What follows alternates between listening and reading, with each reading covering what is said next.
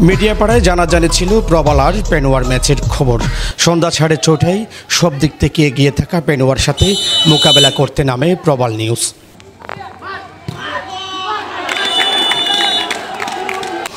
বৃহস্পতিবার মাঠের আশেপাশে পেনোয়ার ভক্ত আর দর্শকরা ছিল খুবই উৎফুল্ল। সব প্রেডিকশনে পেনোয়াকে এগিয়ে রাখেন সবাই। মনে তো হচ্ছে পেনোয়া জিতবে, 100% জিতবে, কারণ আমাদের এখানে হচ্ছে সাধন আছে, আমাদের বাজ পাখি, আমাদের লোকমান আছে। আমরা বলবো না জিতবো, তবে আমরা হারবো, তবে খুব অল্পগুলো হারবো এবং 1-0 আমরা হারতে পারি। খুব লজ্জাজনক হার হতে আমাদের হবে না। তবে রেফারির বাঁশির সাথে উলট পালট হয়ে গেল খেলার সব হিসেব নিকেশ।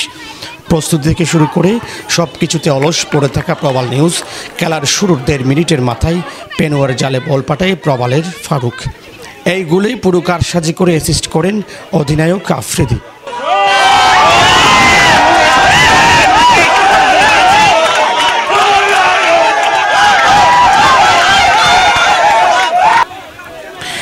এরপর মাঠে যেমন বৃষ্টির দাপট, তার চেয়ে বেশি দু দলের আক্রমণ ভাগের খেলোয়াড়দের পাল্টাপাল্টি আক্রমণ চলে কিছু সময়।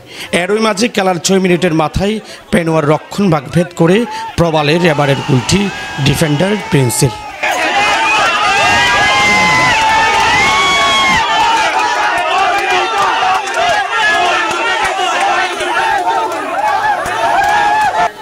এরপর 15 মিনিটের প্রথমার্ধের খেলা শেষ হবার আগে প্রবালের আক্রমণ ভাগের খেলোয়াড় আফ্রিদি তার নৈপুণ্যতায় ফরাকিকে 1-1 2 গোল পেনোয়ার গোল পোস্টে পাঠায়।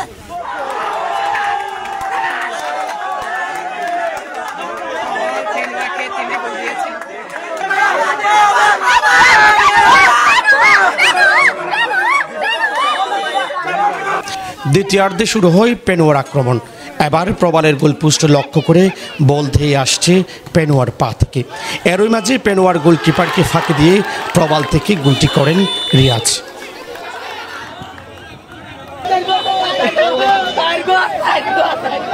এরপরও মাঠে থেমে নেই দু দলের আক্রমণ ভাগের প্রতিযোগিতা। এই প্রতিযোগিতার মাঝেই আলমের পা থেকে এলো 6ষ্ঠতম গোলটি। 50 মিনিটের খেলার ঠিক 5 মিনিট আগে পেনোয়ার ডিফেন্ডার হুসাইনের পায়ের গোলটি এবার প্রবালের গোলপোস্টে। এবার কিছুটা বিগড়ে গেল টিম প্রবাল, তবে এবার রেফারির বাঁশিতে শেষ হলো ম্যাচ।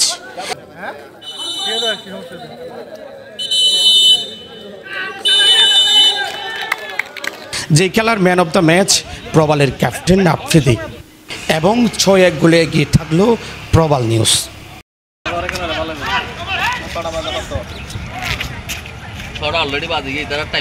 তারেক হায়দার, প্রবাল নিউজ, কক্সবাজার। প্রবাল এবং অংশগ্রহণ করছে পেনোয়া।